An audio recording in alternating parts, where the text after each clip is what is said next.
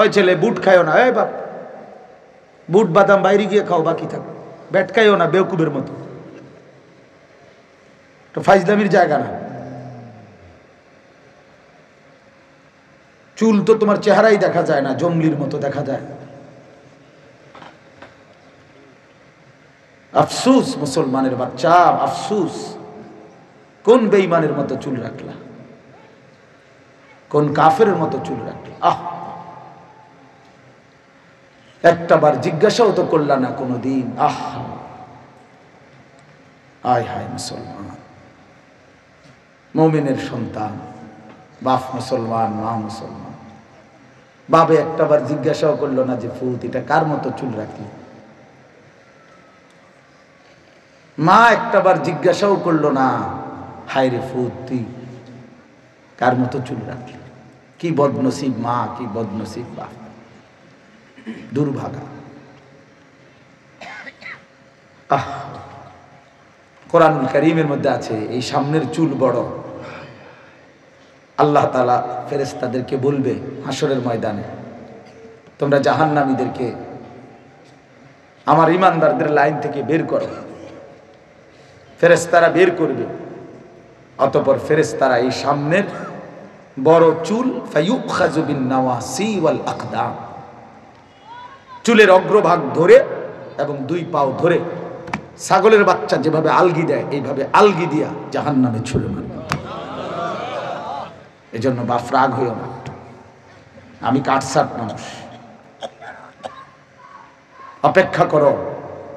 এই চুল নিয়ে কবরে গেলে জাহান্নামের ফেরেশতা ধরতে সুবিধা হবে, মনে রাখো। এই সামনের বড় চুল এগুলো এই বিশ্রী এই জাহান্নামীদের চুল, নাফরমান কাফেরের চুল। কোরআন শরীফে আছে সূরা আলাক, যে ইকরা বিসমি রাব্বিকাল্লাযী খালাক, এই সূরার লাস্টে আছে আল্লাহ তাআলা আবু জেহেলের কথা বলতে গিয়ে ওই সূরাতে আছে যে যে কাল্লা লা ইল্লাম ইয়ানতাহি লানাসফাআন বিন নাসিয়া নাসিয়াতিন কাযিবাতিন খাতিআ। এই যে আল্লাহ তাআলা বলেন আবু জেহেলকে বলছে এই কথাটা, যে বেঈমান তুই খুব বেশি বাড়াবাড়ি করতেছিস, তুই যদি তোর এই নাফরমানি না ছাড়ো, আমার রাসূলের উপরে জুলুম অত্যাচার নির্যাতন, তাহলে আমি কিয়ামতের দিন আমার ফেরেশতা দিয়ে তোর সামনের চুল ধরে তোর দাঁড়ানো অবস্থা থেকে হেসরাইয়া জমিনে ফেলবো, এরপরে তোরে বেইজ্জতি করে জাহান্নামে ফেলবো। এইখানে আছে, তুমি বাংলা পড়ে দেখো। এজন্য সামনের এই চুল এগুলো তোমাদের আবু জাহেলের চুল। আর খবর নিও আবু জাহেল মুসলমান না বেঈমান।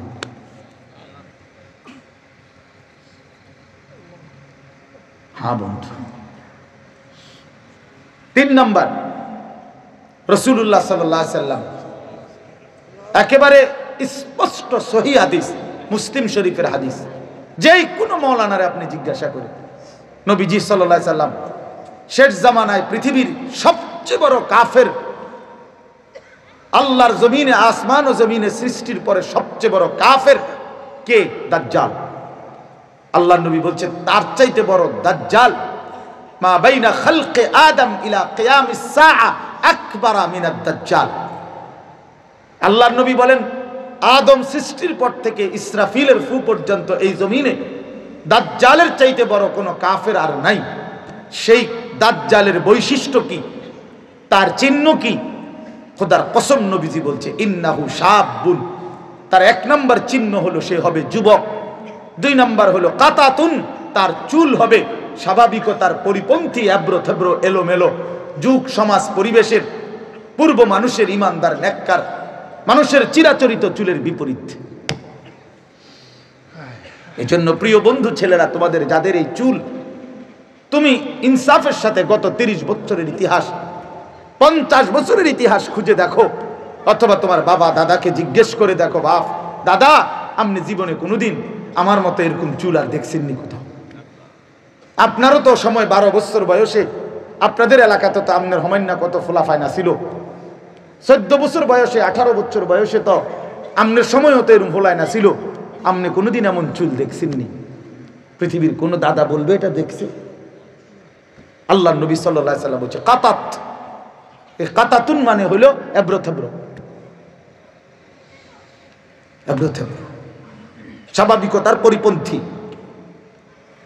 এজন্য দোস্ত, এই তোমাদের যাদের চুল এরকম বড়, পিছনে নাই, এদিকে নাই, এদিকে নাই, বিভিন্ন সাইজের মডেলের, আল্লাহর কসম এটা দাজ্জালের চুল, পৃথিবীর সর্বশ্রেষ্ঠ বেঈমানের চুল, জমিনের সবচেয়ে বড় কাফেরের চুল,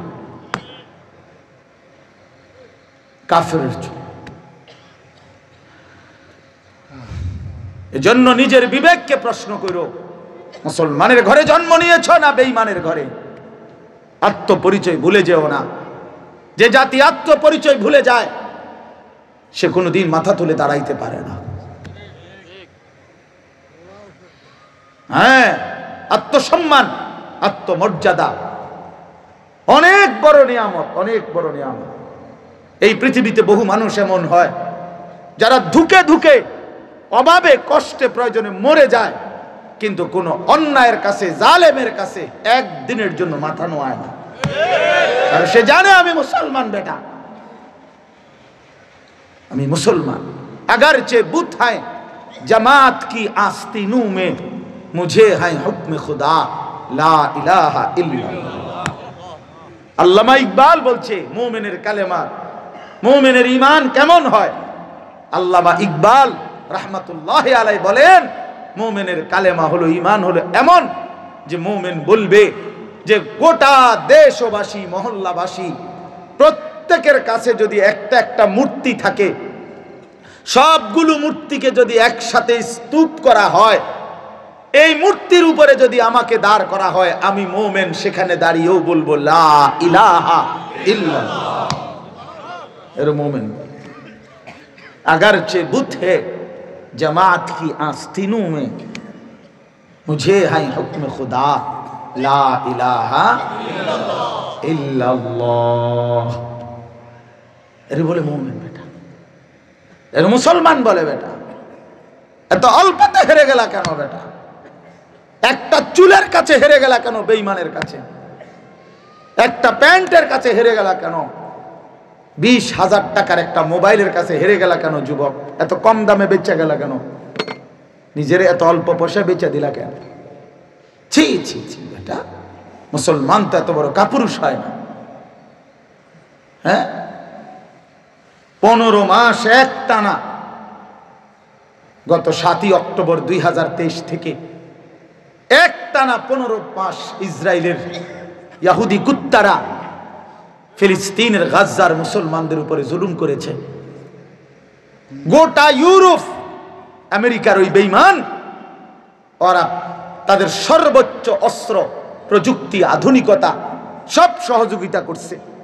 মিলিয়ন মিলিয়ন ডলার ইসরায়েলের এই কুত্তাদেরকে দিছে। পৃথিবীর সমস্ত আধুনিক প্রযুক্তি নিয়ে, সমস্ত শক্তি প্রয়োগ করে ইসরায়েল গত 15 মাস গাজার কমপক্ষে 50,000 চাইতে বেশি মুসলমানকে শহীদ করেছে। 6 লক্ষ বাচ্চা এতিম অসহায় হয়ে গেছে। লাখ লাখ মা বোন যাদের স্বামী নাই, ঘর নাই, বাবা নাই, অভিভাবক নাই, পরিবার হারা, একটা বিল্ডিং, একটা ঘর মাটির উপরে নাই, সমান করে ফেলছে। কিন্তু 15 মাসের পরেও এই মুজাহিদ, ইমানদার মুসলিম মুজাহিদরা একদিনের জন্য পরাজয় স্বীকার করে নাই। শেষ পর্যন্ত কি হয়েছে বেটা? শেষ পর্যন্ত এই জানুয়ারি মাসে ইসরায়েলের সেই ইহুদি কুত্তারা নাকে খত দিয়া কুত্তার মতো মাথা নোয়ায়া যুদ্ধবিরতি দিয়ে গাজা থেকে সৈন্য প্রত্যাহার করেছে। জানো মিয়া, ইমানদার হারে না, ইমানদার হারে না, বেঈমান জিতে না। সময় নেয়, মালিকের ফয়সালা আসতে সময় লাগে। যুদ্ধবিরতি এখন আবার শুরু হবে, আবারও ইমানদার যুদ্ধ করবে। এবং একদিন না একদিন, এই খুব দ্রুত একদিন শুনবা যুবক, ইসরায়েলের কুত্তারা হেরে গেছে। হ্যাঁ হ্যাঁ, কোনো সন্দেহ নেই, ফিলিস্তিনের জমিনে পতাকা উঠছে। দেখো। দেখো বাপ, মোমেন হারে না, কোন জালেম টিকে না। 54 বছরের জালেম 40 বছর ধরে বাশার আল আসাদ সিরিয়ায় একটানা 40 বছর ক্ষমতা আঁকড়ায় ছিল। 5 লক্ষ ইমানদার মুসলমান শহীদ করছে এই বেঈমানে শুধু ক্ষমতার জন্য। হাজার হাজার নারীকে ধর্ষণ, ব্যভিচার, নির্যাতন করে জেলখানার অন্ধকারে আটকায় রাখছে। বাচ্চাটা মায়ের কোলে করে যে জেলখানায় ঢুকছে 16 বছর 17 বছর হয়ে গেছে জেলখানার ভিতরে, আর কোনোদিন পৃথিবীর আলো দেখে নাই। এমন সন্তানও সিরিয়ার কারাগারে ছিল যে আর কোনোদিন পৃথিবীর আলো দেখে নাই। কিন্তু এই সমস্ত জুলুম অত্যাচারের পরেও শেষ পর্যন্ত গত 8 ডিসেম্বর 24 সালের ওই বাশার আল আসাদ নামের জালেম পলাইছে। আমরার বুবু যেমনে পলাইছে এমনি পলাইছে। আমরার 16 বছরের বুবু যেমনে পলাইছে এমনি পলাইছে। আমরার বুবুও পলাইছে। 16 বছর জুলুম করেছে জমিনে, কিশোর নওজোয়ানের কাছে হেরে গেছে। আর বুড়া মানুষ লাগছে না, ফোলাইনে উড়ে এলিছে। এই জন্য ভাইয়া হাইরো না, তোমরা নওজোয়ান এত অল্পতে বিক্রি হয়ে যায়ও না বেঈমানের কাছে। নিজেদের চুল ঠিক করো, চেহারা ঠিক করো, আখলাক ঠিক করো। কাফেরের সামনে পরাজয় হয়ে যেও না। বেঈমান হাসে তুম করে দেখলে বেটা, বেঈমান হাসে যে এদের ধর্ম নাকি ইসলাম, এদের নবী নাকি মুহাম্মদুর রাসূলুল্লাহ সাল্লাল্লাহু আলাইহি ওয়াসাল্লাম, অথচ এদের আপাদ মস্তকের মধ্যে এদের নবীর কোনো নমুনা নাই। এদের কিতাব নাকি সর্বশ্রেষ্ঠ কোরআন, অথচ এদের ঘর, পরিবার, বাজার, ব্যবসা, চাল চলনের কোথাও কোরআনের কোনো নমুনা নাই। বেঈমান হাসে, বেঈমান হাসে,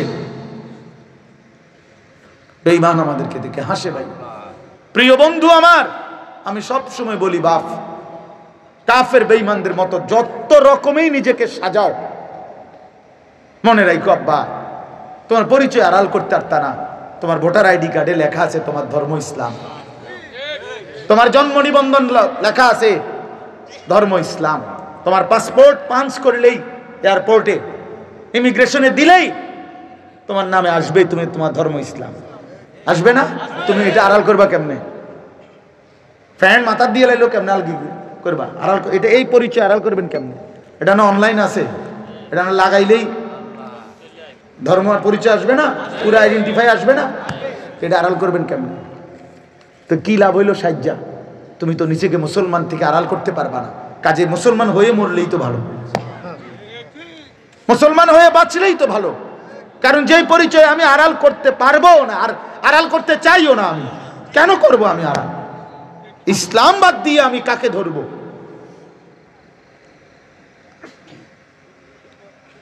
এই জন্য আমার বাপ, আমার ভাই, তুমি রাগ হইও না বাপ। আল্লাহ তোমার এই আগামী দিনের ইসলামের জন্য কবুল করে নেন। কিন্তু বলার উদ্দেশ্য তো একজনকে না, সবাইকে, সবাইকে ভাইয়া নিজেদের পরিচয় নষ্ট করো না। আত্মপরিচয় নষ্ট করা ঠিক না। যে সন্তানের জন্ম পরিচয় থাকে না তারে মানুষ সুসন্তান বলে না। কি বলে এটা আপনারা জানেন? ঠিক যে সন্তান ইমানের পরিচয় রাখে না, ইসলামের পরিচয় রাখে না, তোমার ইমানদার সন্তান বলবে না। তুমি মায়ের অপমান, তুমি বাবার অপমান, তুমি ধর্মের অপমান, তুমি কোরআনের অপমান। তুমি মাকে বেইজ্জতি করলা, মায়ের 2 বছরের দুধ। ভাইয়া বলো, বাবা আমার নওজোয়ান বলো, তোমার মা তোমারে 2 বছর দুধ খাওয়াইছে, তুমি 16 বছর বয়সে সারা দিন রাত উলঙ্গ ছবি দেখবা মোবাইলে। এই জন্যে এই ছিল মায়ের পবিত্র দুধের হক। 9 মাস তোমার মা তোমারে পেটে ধারণ করছে এই জন্যে যে তুমি 16 বছর 18 বছর বয়সে সারা দিন রাত নারী আর উলঙ্গ ছবি নর্তকী দেখবা। এই জন্যে 16 বছর বাপ বিদেশ থাকলো, মাথার ঘাম পায়ে ফেললো, একটা একটা টাকার মধ্যে প্রবাসীর। আরে মিয়া, আমি তো প্রতি বছর হজ উমরায় গেলে সেই 2015 সাল থেকে হজ উমরায় গেলেই প্রবাসীদের রুমে রুমে যাই। অনেক প্রবাসীদের সাথে তো আমার গভীর সম্পর্ক। এই যে আমার এই মাসে ফ্লাইট 24 তারিখ ইনশাআল্লাহ উমরার ফ্লাইট। তো এরকম সব সময় তো প্রবাসীদের কামরায় কামরায় যাই। আহা, কষ্টের কি জিন্দেগি! সন্তানরা যদি দেখতা বাপ, তোমার বাপের কি কষ্ট। 12 ঘন্টা 14 ঘন্টা ডিউটি কইরা এই মানুষটা এরপরে হোটেলের বা নিচে রুমে আইসা আবার কাপড় ধোয়, নিজের রান্না নিজে করে, নিজের বাজার নিজে করে, একটা সমান জায়গার মধ্যে কোন রকম ঘুমায়। অনেক প্রবাসী আমারে বলে যে হুজুর মাঝে মাঝে মনটা চায় মাটির শুয়ে তাই, আর পাওটা চলে না, এতক্ষণ পরিশ্রম করে যে আবার হোটেলের দিকে যাবো, রোমের দিকে মনটা চায় না। বউ নাই, কেউ এক গ্লাস পানি আইনা দিবে, একটা মেয়ে নাই, একটা বাচ্চারে কুদ্দুর আদর করবার। আমি বিশ্বাস করেন প্রতিদিন রাতের 3টা, 3:30, 2:30 গড়ে তো আমি এর আগে বাসায় যাই না। আমার ছোট মেয়ে 3.5 বছর বয়স, কসম খোদার এই মেয়েটা যতক্ষণ আমি না যাই সজাগ, আমি গেলে ওই দরজা খোলে, ওরা বুঝে ওর মার সাথে ওই দৌড়াই আসে দরজা গেটের কাছে। তো ও যখন হাসে আমার কাছে মনে হয় যেন সারা পৃথিবী হাসে। আমার কোলের বাচ্চা যখন হাসে, তাহলে এই প্রবাসী আজ 16 বছর 18 বছর। এক ভাই এবারও আমার দেখা হয়েছে জেদ্দাতে, 32 বছর ধরে বেটা জিদ্দায় থাকে। এই লোকটার আর জীবনের সুখ আহ্লাদ কই? সে তো তার জিন্দিগির পুরাটা যৌবন এই বউ বাচ্চার জন্য কয়টা পয়সা রোজগারের জন্য কাটায় দিছে। সেই প্রবাসীর রক্তের টাকা, ঘামের টাকায় যদি তুমি সন্তান দিন রাত উলঙ্গ ছবি দেখো, এই বেচারার এই মেহনতের এটাই হক? বলো বাপ, আমার হাত জোর করে বলো। তোমরা যারা প্রবাসীর ছেলে, তোমাদের কাছে বলি, বলো বাপ, প্রবাসীদের উদ্যোগ আছে এখানে, তাদের টাকা নিশ্চয়ই এখানে আছে। আমি অনুরোধ করলাম, কেমনে তুমি বাবার এত বড় বেইজ্জতি করলা, মায়ের দুধের এত বড় বেইজ্জতি কেমনে করলা? একটা সেজদা দেয় না, দিন রাত নারী ছবি, অশ্লীল দৃশ্য, এই চুলের পেখম, শরীর, নিজের দেহের চর্চা, শরীর নিয়ে ব্যস্ত, শরীর নিয়ে।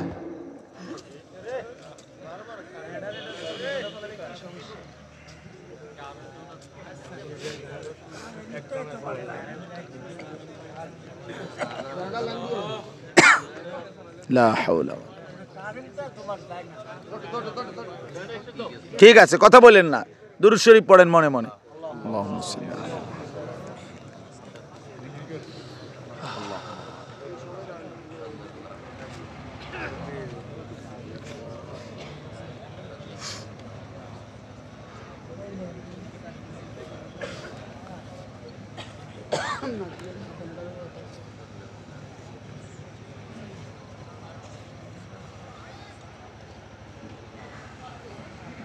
মাশাআল্লাহ, আলহামদুলিল্লাহ। এই জন্য আমি অনুরোধ করছি, এই বাবার এতটা কষ্টের পয়সা, ঘামে ভিজা টাকা, এটা দিয়ে তোমরা চরিত্রহীন হইও না বাপ। প্রবাসীর কোনো বিবি যদি আমার কথা শুনে থাকেন, মাইকের আওয়াজ, আপনাকেও বলি, বোন, আপনার স্বামীর এই কষ্টের রক্ত পানি করা টাকা দিয়ে বাজারে মার্কেটে ঘুইরা বেপর্দা বেহায়াপনা করে স্বামীরও বেইজ্জতি করেন না, নিজেও বেইজ্জতি হইেন না, এত বড় জুলুম করেন না। মায়ের পবিত্র দুধের হক আদায় করো বাপ। আমি একটা ছোট্ট ঘটনা বলে আমার আয়াতটা বলি। রাসূলুল্লাহ সাল্লাল্লাহু আলাইহি সাল্লামের একজন সাহাবী ছিলেন, হাবিব ইবনে যায়েদ ওনার নাম। ওনার বয়স যখন 16 বা 17, তখন নবীজি সাল্লাল্লাহু আলাইহি সাল্লামের ইন্তেকালের কয়েকদিন পূর্বে, কিছুদিন আগে, একজন ব্যক্তি নিজেকে নবী দাবি করছিল নবীজির থাকতেই। তখন নবীজির একেবারে শেষ সময়, এই রাসূলুল্লাহ সাল্লাল্লাহু আলাইহি সাল্লামের জীবিত থাকাকালীনই একজন ব্যক্তি নিজেকে নবী দাবি করছিল, ভণ্ড। তার নাম হলো মুসাইলামাতুল কাজ্জাব, মুসাইলামা।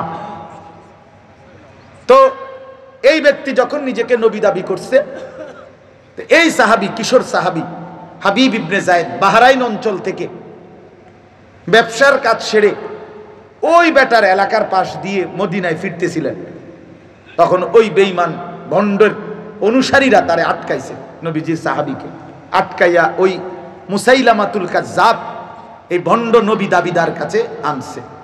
তখন সেই বেঈমানে ওনারে বলছে যে তুই সাক্ষী দে আমি মুসাইলামা আল্লাহর নবী। তো উনি বলছে ওয়াল্লাহি আনা আশহাদু আন্না মুহাম্মাদান রাসূলুল্লাহ আনতা কাযযাব। তিনি বললেন আল্লাহর কসম আমি সাক্ষ্য দিচ্ছি মুহাম্মদ সাল্লাল্লাহু আলাইহি সাল্লাম হচ্ছেন আল্লাহর রাসূল, আর তুই হলি মিথ্যাবাদী, তুই মিথ্যুক। তখন সে ওনার ডান হাত কেটে ফেলছে, বলছে এবার বল আমি আল্লাহর নবী। উনি বলছে লা আনতা কাযযাব বাল মুহাম্মাদুন রাসূলুল্লাহ, বরং মুহাম্মদ আল্লাহর রাসূল।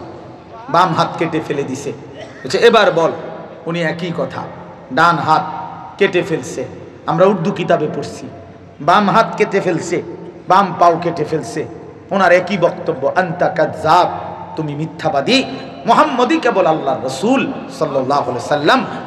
এইবার ওনার জিহ্বা টেনে কেটে ফেলছে, সারাটা শরীর খোদার কসম যুবক ওনারে কাইটা কাইটা টুকরা টুকরা করে ফেলছে, একেবারে গোশতের মতো পিস পিস করে ফেলে দিছে, ছিন্ন ভিন্ন করে। কিন্তু উনি শেষ নিঃশ্বাস পর্যন্ত বলছে আনতা কাযযাব বাল মুহাম্মাদুন রাসূলুল্লাহ, তুমি মিথ্যাবাদী, বরং মুহাম্মদই হচ্ছেন আল্লাহর রাসূল। তখন আমার প্রিয় ভাই, আমার যে কথাটা বলার উদ্দেশ্য, এই খবর উনারে শহীদ করে ফেলছে এই মুসাইলামা, একেবারে টুকরা টুকরা করে ছিন্ন ভিন্ন করে, ওনার লাশটা পর্যন্ত কোনো জানাজা দাফন করতে দেয় নাই। এই খবরটা মদিনায় আয়সা পৌঁছছে। তো মদিনায় আয়সা ওনার মা, উনিও ছিলেন নবী সাল্লাল্লাহু আলাইহি সাল্লামের ইমানদার সাহাবী, মহিলা সাহাবী। এই মার কাছে এই খবরটা আসছে। ওনার আম্মার নাম ছিল উম্মে আম্মারা, উম্মে আম্মারা রাদিয়াল্লাহু তাআলা আনহা, এই মহিলার নাম আর কি। এই মহিলার ছেলে হলো উনি। তো এই উনার কাছে আইসা শুনাইছে যে মা, তোর ছেলেকে মুসাইলামা মিথ্যা নবী দাবিদার শহীদ করে ফেলছে মা, কিন্তু বড় নির্মম ভাবে মারছে মা। তোর ছেলের একটা একটা অঙ্গ আলাদা আলাদা কাইটা কাইটা টুকরা টুকরা করে শেষ পর্যন্ত গোশতের টুকরার মতো পিস পিস করে ছিন্ন ভিন্ন করে ফেলে দিছে। কিন্তু মা, ওই লোকেরা সাক্ষ্য দিছে, মা আল্লাহর কসম তোমার সন্তান শেষ নিঃশ্বাস পর্যন্ত প্রিয় নবী সাল্লাল্লাহু আলাইহি সাল্লামকেই শুধু রাসূল মনে নিছে, পরে একটা মিনিটের জন্য তার সামনে মাথা নোয়ায় নাই। প্রিয় ভাই আমার, আবার বলছি নওজোয়ান মনোযোগ দাও।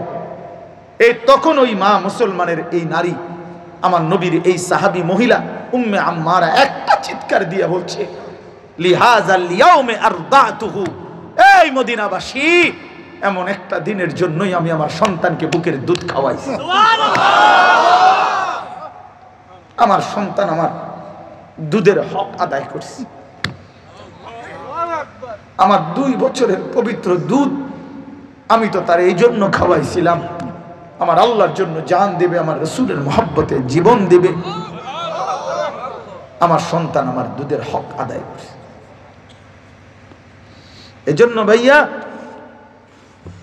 সেদিন এক মা খুশি হয়েছে যে আমার সন্তান আমার বুকের দুধের হক আদায় করছে। তুমি তোমার মায়ের বুকের দুধের কি হক আদায় করলা? 365 দিনে একদিনও ফজরের নামাজ পড়লা না, এই ছিল মায়ের দুধের হক। হ্যাঁ, সারা দিনে এক ওয়াক্ত নামাজ পড়লা না, একটা সেজদাও দিলা না। ওফ, মুসলমানের সন্তান এমন নির্মম হয়? ইমানদারের ঘরে জন্ম নিয়ে এত বড় জালেম হয়? একটা সেজদাও দিলা না, এক ওয়াক্ত নামাজও পড়লা না। কোনদিন ফজরের নামাজ পড়ো না যারা ভাইয়া বাবা, যারা পড়েন না, বলেন না বাপ, আল্লাহরে এমন ভোলা কেমনে ভুললেন?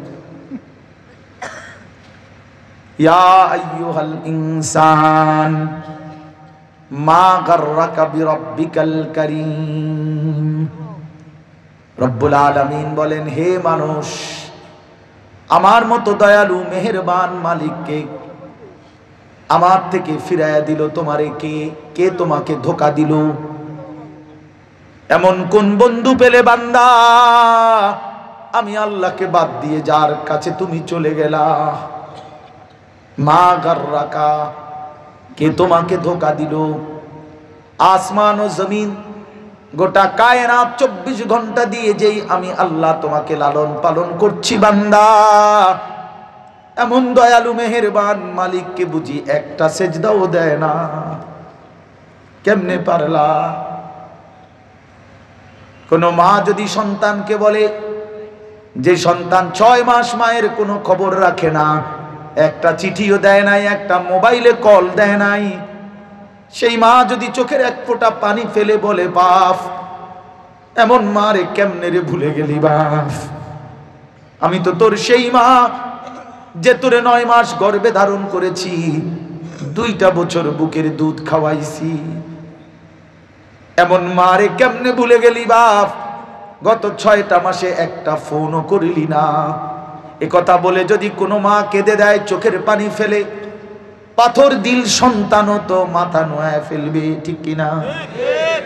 তো রব্বুল আলামিন বলে বান্দা, গত 1টা বছর কেমনে রে পারলি বান্দা? আমি আল্লাহরে একটা সেজদাও দিলি না। কোনদিন ফজরের নামাজ পড়লি না। ওয়াজালনা নাওমাকুম সুবাতা ওয়াজালনাল লাইলা লিবাসা। আল্লাহ বলে বান্দা, তোমার সারা দিনের ক্লান্তি দূর করার জন্য তোমার 2 চোখের ঘুম, এটা কিন্তু আমি আল্লাহই বানাইছি। ঘুম কিন্তু আমি দিছি বান্দা। আবার তোমার ঘুমের নিরিবিলি পরিবেশ করার জন্য আলোকিত দিনটাকে আমি আল্লাহ অন্ধকারের কালো চাদর দিয়ে ঢেকে রাত বানিয়ে দিয়েছি। আমি বলছি ফেরেশতা চাদর টেনে দাও, অন্ধকারে ঢেকে দাও, আমার বান্দা কিছুক্ষণ পরে ঘুমাবে। আলোর মধ্যে আমার বান্দার ঘুম হবে না আরামসে। সব কুকুর বিড়াল চতুষ্পদ জন্তু জানোয়ারকে আল্লাহ বলতেছে, আমার বান্দার মহল্লাবাস মধ্যে আশপাশে যেসব জানোয়ার আছো সব আওয়াজ বন্ধ করে চুপ হয়ে যাও, কোনো শব্দ করবা না, আমার বান্দা ঘুমাবে। এজন্য কুকুরও চুপ, সব প্রাণীগুলো চুপ হয়ে গেছে, আমার বান্দা ঘুমাবে, ওরে ডিস্টার্ব করো না, ওই সারাদিন কষ্ট করছে। হ্যাঁ হ্যাঁ, আল্লাহ বলেন আমি ঘুম বানাই, আমি রাত্রিটাকে কালো চাদর দিয়ে ঢেকে দিয়েছি। এবার আল্লাহ বলে বান্দা, রাত্রির 11টা বাজে তখন তুমি ঘুমাইতে গেলা, আমি আল্লাহ তোমার 2 চোখে ঘুম দিলাম। বাজারে কিন্তু বান্দা খাট পাওয়া যায়, তোশক পাওয়া যায়, লেফ পাওয়া যায়, কম্বল পাওয়া যায়, বালিশ পাওয়া যায়, এসি পাওয়া যায়, সব কিন্তু কিনতে পাওয়া যায়। 2 চোখের ঘুম কিন্তু বাজারে কিনতে পাওয়া যায় না। আমি আল্লাহ দেই। কে দেয়? আল্লাহ দেয়, আল্লাহ দেয়, আল্লাহ দেয়। তো আল্লাহ বলেন ঘুম পাড়াইলাম, অন্ধকার দিয়ে ঢেকে দিলাম, চারিদিকের আওয়াজগুলো সব নিস্তব্ধ করে দিলাম। এবার আমি আল্লাহ নিজেও জেগে রইলাম, আমি ঘুমাই নাই। দুনিয়ার মা কিন্তু সারাদিনের কর্মব্যস্ত হয়ে সন্তান বাচ্চা সব কিছুকে খাওয়াইয়া দাওয়াইয়া, তরকারি সব গরম কইরা জাল দিয়ে সব আলমারির মধ্যে রাইখা, দরজা জানালা সিটকারি বন্ধ করে, লাইট ফ্যান বন্ধ করে, মাও তো একটা সময় ঘুমিয়ে যায়, বাপও ঘুমিয়ে যায়। আল্লাহ বলেন আমার জমিনবাসীকে ঘুম পাড়াইয়া আমি আল্লাহ কিন্তু ঘুমাই নাই বান্দা। আমার চোখে ঘুম নাই, আমার চোখে তন্দ্রা নাই। লা তাখুযুহু সিনাতুন ওয়ালা নাওম, আমি ঘুমও যাই না, তন্দ্রাও যাই না। কেন? যদি রাত 2টায় আমার বান্দা উঠতে চায়, যদি তার পেশাবের জরুরত, বাথরুমের জরুরত হয়, যদি তার কোনো প্রয়োজনে উঠতে হয়, আমি যদি ঘুমায় থাকি, আমার বান্দার চোখ মেলে দিবে কে? পরে চোখ খুলে দিবে কে? এজন্য বান্দা আমি তাকিয়ে থাকি তোমার দিকে, কখন যেন তুমি আমার চোখ মেলতে চাও, এজন্য আমি আছি তোমার জন্যে।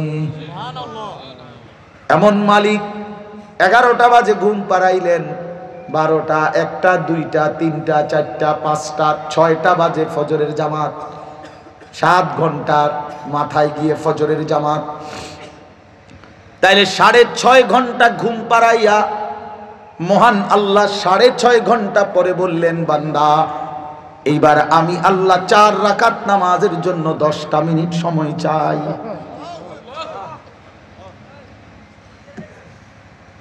সেই মালিককে যেই বান্দা 10টা মিনিট সময় দিতে রাজি না, সে কেমন বড় নাফরমান, কত বড় অকৃতজ্ঞ বলেন ইনসাফের সাথে। এই প্রিয় ভাই, বলো ভাইয়া, ফজরের নামাজ যে পড়ে না, খোদার কসম যুবক মনে রাখো, আল্লাহর নবী বলছে যে ফজরের নামাজ পড়ে না সে মুনাফিক। নবী বলছে যে ফজরের নামাজ পড়ে না সে খবিস। খবিস খবিস খবিস বেটা, এই খবিস, তুই খবিস, খবিস বেটা, খবিস বেটা। খবিস পায়খানায় থাকে। নবীজি এর জন্য বাথরুমে ঢুকতে বলতেন, আল্লাহুম্মা ইন্নী আউযু বিকা মিনাল খুবুসি ওয়াল খাবাইস, আল্লাহ খবিস থেকে পানাহ চাই। নবী টয়লেটে ঢুকতে এটা বলতেন। এজন্য খবিস পায়খানায় থাকে। এজন্য বেনামাজি যেগুলা ফজরের নামাজ পড়ো না, তুই পায়খানার থেকে ঘুম থেকে উঠো। তোরে শয়তান লাথি দিয়া মূলত টয়লেটে ফেলাইছে, এই জন্য উঠতে পারছত না তুই। বাথরুমে ফেলে দিছে তোরে বেটা, তোরে পায়খানার ডিপুর থেকে তুলছে। আরো দলিল দেব, শোনো মিয়া, আল্লাহর নবী বলছে যে ফজরের নামাজ পড়ে না, আল্লাহ রাসূল বলছে যাকা রাজুলুন বালা শাইতানু ফি উযুনাইহি, শয়তান তার 2 কানে মুত্তা দেয়। এই জন্য তো নাপাক হয়ে যায়, এই জন্য তো খবিস, এই জন্যই তো খবিস। এটা শয়তান মোতে, শয়তান পেশাব করে। হ্যাঁ হ্যাঁ, মনে রাখেন, যদি কারো লজ্জা থাকে, হায়া থাকে, সে ফজরের নামাজ না পড়ে থাকতে পারে না। হ্যাঁ ভাইয়া, খবিস ওই মানুষটা। আল্লাহ রাসূল বলছে ওই মুনাফিক। নবীজি বলছে যে ফজরের নামাজ পড়ে ঘর থেকে বের হয়, না পড়ে সে শয়তানের পতাকা নিয়ে বের হয়।